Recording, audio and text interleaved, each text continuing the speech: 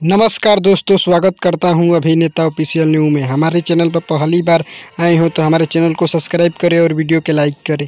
ये खबर है भोजपुरी पावर स्टार पवन सिंह जी के एक बवाल देवी गीत के बारे में, जिस देवी गीत का नाम है सातों बहिनियाँ अइली। जी हाँ दोस्तों, जिस गाने का नाम है सातों बहिनियाँ अइली, उसी के बारे में बहुत ही बड़ी जानकारियाँ देने वाला हूँ दोस्तों। इस गाने को लिखे हैं अरुण बिहारी और म्यूजिक दिए हैं छोटू रावत।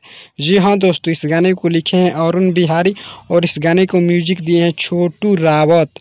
और इस गाने को रिलीज किया जाएगा आज ही शाम 5 बजे wave music Bhojpuri YouTube channel पर। जी हाँ दोस्तों, wave music Bhojpuri YouTube channel पर आज ही शाम 5 बजे इस गाने को रिलीज किया जाएगा।